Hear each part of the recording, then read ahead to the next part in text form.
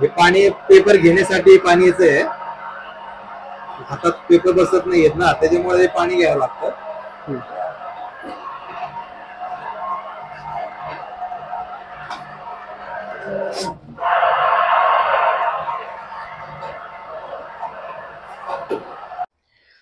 तर नमस्कार मित्रांनो, मी आशिष मांडवकर पुन्हा एकदा स्वागत करतो गोष्ट व्यवसायाची आपल्या मराठमोळा युट्यूब चॅनलमध्ये. तर मित्रांनो, आज आपण भोर या तालुक्यातील वरवे खुर्द या गावात आलेलो आहोत आणि आज आपण पत्रावळी व्यवसाय कशा पद्धतीने सुरू केला जातो याबद्दलची संपूर्ण माहिती जाणून घेणार आहोत. व्हिडिओ आवडला तर लाईक करा, तुमच्या ज्या काही प्रतिक्रिया असतील त्या कमेंटवर नक्की कळवा आणि जर तुम्ही अजूनही आपल्या गोष्ट व्यवसायाची या मराठमोळा युट्यूब चॅनलला सबस्क्राईब केलं नसेल तर सबस्क्राईब नक्की करा. नमस्कार सर. नमस्कार. गोष्ट व्यवसायाची या माझ्या मराठमोळा युट्यूब चॅनल मध्ये आपलं स्वागत करतो. तर सर, सर्वप्रथम तुमची ओळख करून द्या. माझं नाव भारत किसन मोरे, मुक्काम पोस्ट वरवे बुद्रुक, तालुका बोर, जिल्हा पुणे. ओके सर, आपलं शिक्षण किती झालंय? माझं शिक्षण 12वी सायन्स झालं. सर किती वर्षापासून तुम्ही हा पत्रावळी बनवण्याचा व्यवसाय करता? हा पत्रावळी बनवण्याचा व्यवसाय मी 5 ते 6 वर्ष झाली आता सुरू केलेला आहे. आणि साधारणतः याची संकल्पना तुम्हाला कशी सुचली? संकल्पना म्हणजे मी पेपर ऍड वाचली होती, पेपरला ऍड आली होती, त्या ऍड वरती मी त्या पत्त्यावरती गेलो आणि त्या मालकांच्या संदर्भात बोललो, मशीन खरेदी केली तिथनं त्यांच्याशी बोललो, व्यवसाय कसा आहे कसा, त्याप्रमाणे मी त्यांच्याशी बोलून तिथून पुढे मग सुरू केली. त्यांनीच मला मशीन वगैरे दिली, मशीन घेतली, मी माझ्या एकट्याच्या जबाबदारीवरती मी काम सुरू केलं आणि अजूनही मी एकटाच काम करतोय इथं, दुसरं माझ्या हाताखाली कोण नाही. अशा पद्धतीने हे माझं काम सुरू आहे. तर सर, किती जागेमध्ये तुम्ही हा कारखाना उभा केलाय? आता हे 15x8चं शेड आहे. 15x8चं शेड आहे आणि याच्यामध्ये मग हे सुरू केले मशीन. हे मशीन इथं ठेवलेलं आहे. हा पेपर आपण बाहेरनं विथ कटिंग खरेदी करतो आणि पेपर खरेदी केल्यानंतर मग अशा ह्या मशीन मधनं काढून अशा पत्रावळ्या त्याच्या तयार करतो आपण. ह्या पत्रावळ्या अशा तयार करतो. हे पत्रावळ्यामध्ये हा 30चा बंडल असतो. 30 पत्रावळ्या एका बंडल मध्ये असतात. असे 30 बंडल एका बॅग मध्ये ह्या पोत्यामध्ये भरायच्या, त्याला असं सिन क्रॅप करायचं आणि एका पोत्यामध्ये 900 पत्रावळ्या बसतात. हे 30चे 30 बंडल.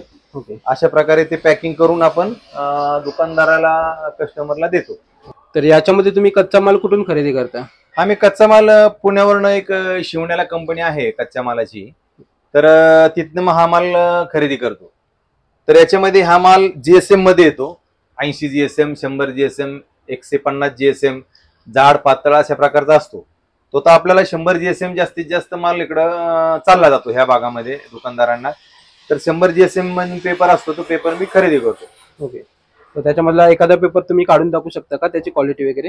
हो, हे काय अशा प्रकारची क्वालिटी असते त्याची ह्या पेपरची.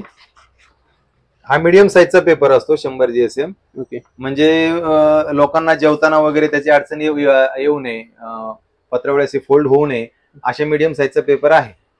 आणि कच्चा माल खरेदी करताना काही काळजी घ्यावी लागते का? कच्चा माल खरेदी करताना आपण जो 100 GSM ऑर्डरची दिली आहे, 100 GSMच माल आहे का ह्याची खात्री करायची आपण आणि मग तो माल खरेदी करायचा. कारण तो ओला पण नाही पाहिजे, सुकलेला माल पाहिजे. सुकलेला माल असेल तर पत्रावळी कडक बनते. जर थोडा लूज माल असेल तर लूज पत्रावळी बनते. तर ती एक थोडीशी काळजी घ्यावी लागते. तर याच्यामध्ये कच्चा माल आणण्यापासून पत्रावळी तयार होईपर्यंत त्याची प्रोसेस कशी असते? असते ना, हे आता कच्चा माल इथं बंडल आणून लावलेले आहेत मी. हे बंडल इथनं ह्या स्टँड वरती, ह्या खुर्चीवरती ठेवतो. ह्याचे पट्टे वगैरे काढले की असे पट्टे ह्याच्यामध्ये, इथं मशीन आहे, ह्याच्यावरनं हे 3-3चे पेपर घ्यायचे. 1 मिनिट मी बसून दाखवतो तुम्हाला.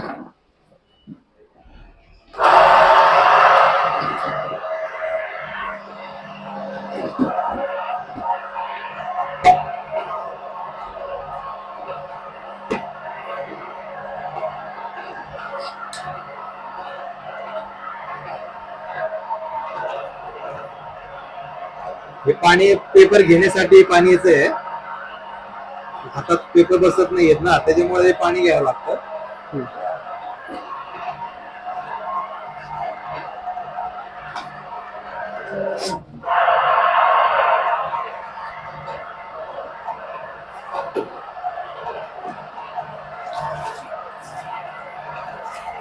गरम झालेलं नाहीये मशीन जरा, त्याच्यामुळे ते हे होतं.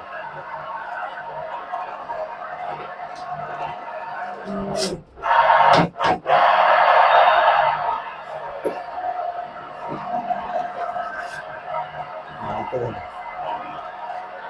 3-3चे पेपर घ्यायचे, म्हणजे एका टायमिंगला 3 पत्रावळ्या तयार होतात. 3 पत्रावळ्या तयार होतात.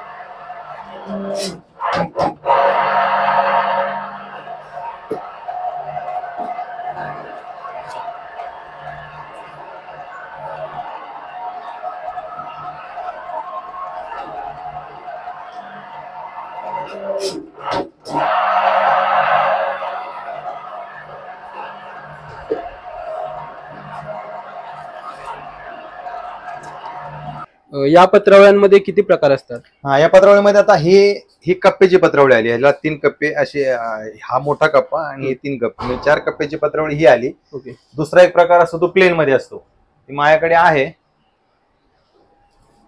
हा प्लेन मध्ये, हा प्लेन मध्ये आणि हा कप्प्यामध्ये, असे 2 प्रकार असतात. आता ह्याच्यामध्ये वेगळे कलर सुद्धा असतात. हे ग्रीन कलर मध्ये असतं, ह्या ग्रीन कलर मध्ये प्लेन आणि हे कप्प्यामध्ये असा पेपर वेगवेगळ्या डिझाईनचा मिळतो. त्या डिझाईन मध्ये आपल्याला पत्रावळ्या अशा पद्धतीने बनवता येतात. हा, ही कप्प्याची डाय आहे. आता मी सध्या कप्पा बनवतो, कप्प्याची डाय ही आहे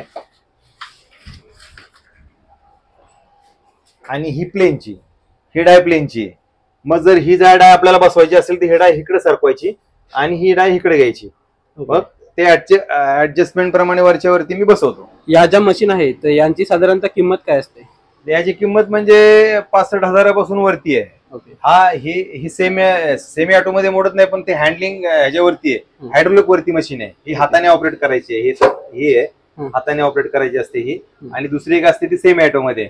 सेमी ऑटो मध्ये म्हणजे हे फक्त ऑटोमॅटिक खालीवर होणार, तुमचं पेपर आपल्याला हाताला लावणार नाही. दुसरी फुल्ली ऑटोमॅटिक असते, ते पाठीमागे रोल लावला की त्या रोल प्रमाणे ते चालतं. आपण फक्त पुढे पत्रावळ्या कलेक्ट करत राहायचं. ओके. अशा प्रकारचे असतात. ते 1.5 लाखापर्यंत जाते ऑटोमॅटिक मशीन. आता ही माझी 80,000ची मशीन आहे. ओके. आणि या मशीन चालवण्यासाठी काही ट्रेनिंग वगैरे घ्यावी लागते का?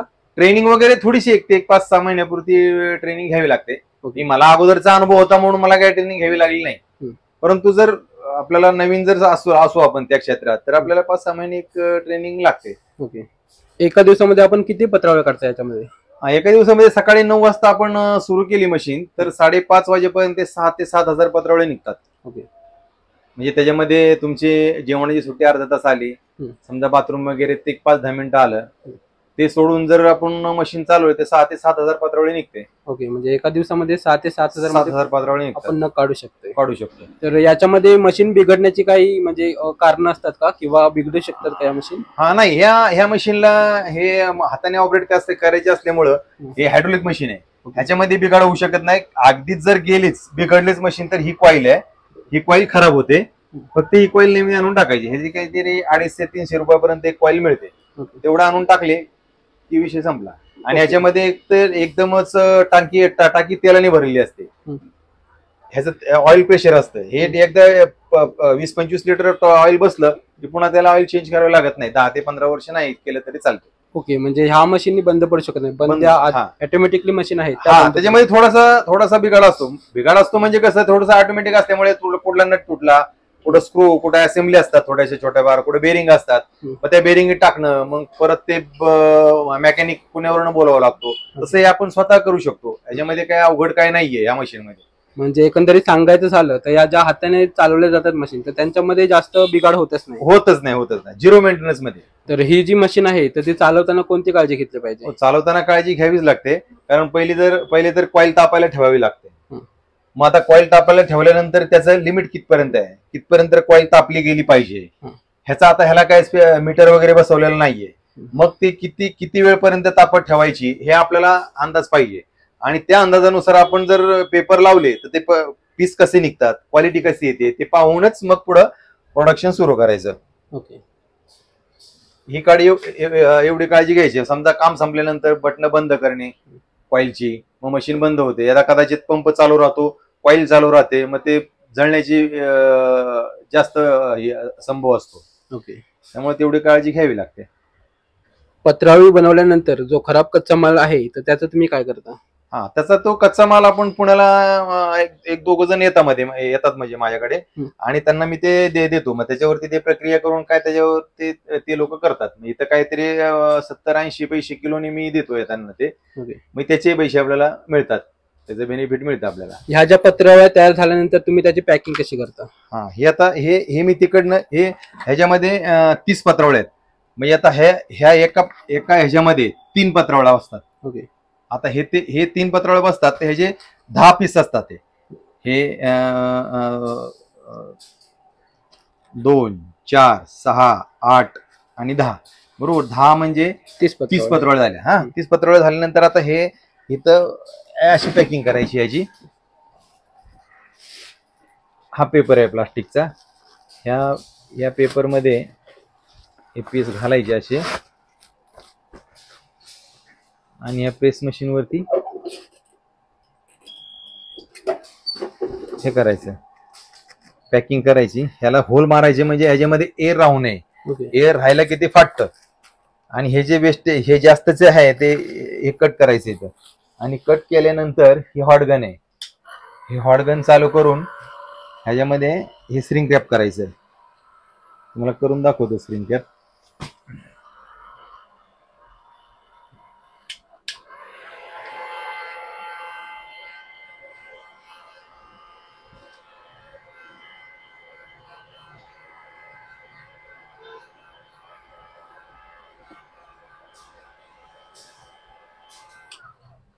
हे अशा प्रकारे एक 30 पत्रावळ्यांचा एक बंडल झाला.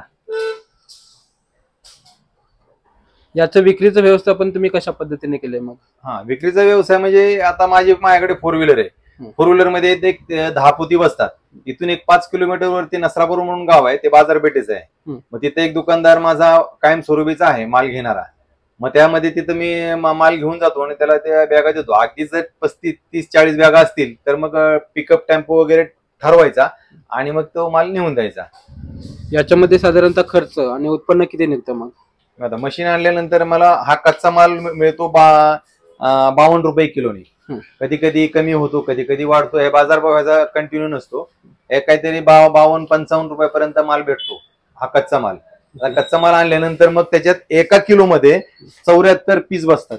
ओके. पत्रावळीचे 1 किलो मध्ये 74 पीस बसतात. मग जर का आपण 74 पीस बसले तर एक बॅग 900 पत्रावळीची बॅग आपण 830 रुपयाला देतो. ओके. त्याला म्हणजे 52 रुपये किलोचा पेपर आणि 74 पीस निघतात. वरचा जो बेनिफिट आहे तो आपला. ओके. काहीतरी 25-30 रुपये पर केजी निघतात ते आपल्यावर. आणि आता आपण बघितलं की आपला जो कारखाना आहे तो पुण्यापासून 25 किलोमीटर अंतरावरती आहे. तर पुण्यापासून जर काही लोकांना तुमच्याकडून किरकोळ स्वरूपात खरेदी करायची असेल तर त्यासाठी तुम्ही काय कराल? हो, करू शकतात ना. त्यांच्यासाठी आपण अवेलेबल असतो इथं. मला गुरुवारची फक्त लाईट नसते, त्याच्यामुळे मी कारखाना बंद ठेवतो. ओके. एरवी त्यांनी कधी बी येऊन आपल्याकडनं माल खरेदी करावा, काही प्रॉब्लेम नाही. म्हणजे तुम्हाला कॉल करून ते येऊ शकतात. याचा प्रॉपर ऍड्रेस काय सर? हा, आपला वरवे बुद्रुकचा स्टॉप.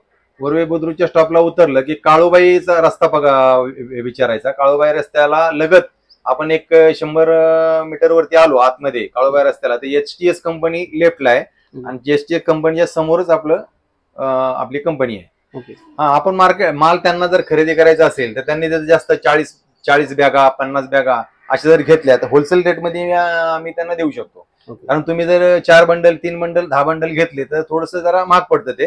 कारण आम्हाला पण ते पोती वगैरे त्याला गुंतवावे लागतात आणि तो किरकोळ माल द्यायला आम्हाला परवडत नाही असा की, कारण होलसेलला एकदम मशीन मध्ये चालू लाईन मध्ये तो माल कव्हर करता येतो मला जास्त पोत्यांचा. आणि कमी जर पोती लागत असतील, पत्रावळ्या लागत असतील तर मग त्याला थोडस क्रिटिकल काम होतं आमचं. ओके. त्याच्यामुळे तो 30 रुपयापर्यंत बंडल असला. समजा तुम्ही होलसेलला घेतलं तर 28 रुपयाला बंडल पडतो आणि लोकल थोडंसं घेतलं तर मग 30 रुपयाला बंडल देतो मी 30 पत्रावळ्याचा. ओके. असं थोडंसं कॉम्प्रोमाइज करून मी देऊ शकतो. तर याच्यामध्ये जे नवीन युवा उद्योजक आहेत ज्यांना हा व्यवसाय सुरू करायचा तर त्यांच्यासाठी तुम्ही काय सांगाल? त्यांना मी एकच सांगेल की शून्यातून विश्व निर्माण करायचा आहे. हा फक्त त्यांच्या डोक्यात त्यांनी विषय फिट करायचा आणि आपल्याला लॉस येईल, आपण करू शकतो का, आपण नाही करू शकत, हा त्यांच्या डोक्यात विचार आलाच नाही पाहिजे.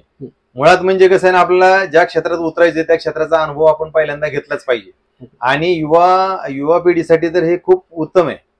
स्वतःचा व्यवसाय आणि स्वतः आपण मालक होऊ शकतो भविष्यामध्ये. जसं आपण आउटपुट लोकांना क्वालिटी वाईज आउटपुट देऊ शकतो तशा पद्धतीने आपल्याला त्याचं बेनिफिट मिळणार आहे. तर युवकांसाठी तर अगदी उत्तम व्यवसाय आहे आणि त्यांनी तो करावा. त्यांना पाहिजे तर सजेशन मी देऊ शकतो. ओके. आणि युवा उद्योगांनी जॉब करावा की व्यवसायाकडे वळावं? व्यवसायाकडे वळावं. जॉब करण्यापेक्षा व्यवसायाकडे वळावं. कारण जसे त्याची ऐपत असेल त्या पद्धतीने त्यांनी व्यवसाय करावा. अगदीच काही 10 लाख 20 लाख 40 लाख असं काय याच्यामध्ये गुंतवावे लागतात असंही काय नाहीये. आपण दुसरीकडे काम करून त्याचं जर बेनिफिट तेवढ्या ह्याच्यामध्ये जर ह्या व्यवसायामध्ये डबल मिळत असेल तर काय करायला हरकत नाही. हा सर, एक राहून गेलं आता आपल्या मुलाखतीत बोलता बोलता राहून गेलं माझ्याकडनं. हे आमचे स्वामी नरेंद्र महाराज, जगद्गुरु नरेंद्र महाराज यांचा मी अनुग्रह घेतलेला आहे. आणि हे सर्व काही मी उभं केलंय, सर्व काही माझं हे स्ट्रक्चर उभं केलंय आणि सगळा व्यवसाय सुरू आहे हे केवळ आणि केवळ यांच्या आशीर्वादामुळं. आणि स्वतः मी स्टँड बाय झालो हे पूर्ण ह्यांचं वर्चस्व, ह्यांच्या आशीर्वादामुळे इथपर्यंत मी आलो. तर सर, तुमचं मनापासून धन्यवाद. तुम्ही तुमचा किमती वेळ आम्हाला दिलात त्यासाठी गोष्ट व्यवसायाची या माझ्या मराठमोळ्या युट्यूब चॅनल कडून तुम्हाला खूप खूप शुभेच्छा. थँक्यू. धन्यवाद. धन्यवाद. तर मित्रांनो, अशा प्रकारे या व्हिडिओ मार्फत तुम्हाला पत्रावळी व्यवसाय कशा पद्धतीने सुरू करायचा याबद्दलची संपूर्ण माहिती मिळाली असेल. व्हिडिओ आवडला तर लाईक करा. तुमच्या ज्या काही प्रतिक्रिया असतील त्या कमेंटद्वारे नक्की कळवा. आणि जर तुम्ही अजूनही आपल्या मराठमोळ्या म्हणजे गोष्ट व्यवसायाची या मराठमोळ्या युट्यूब चॅनलला सबस्क्राईब केलं नसेल तर सबस्क्राईब नक्की करा. धन्यवाद.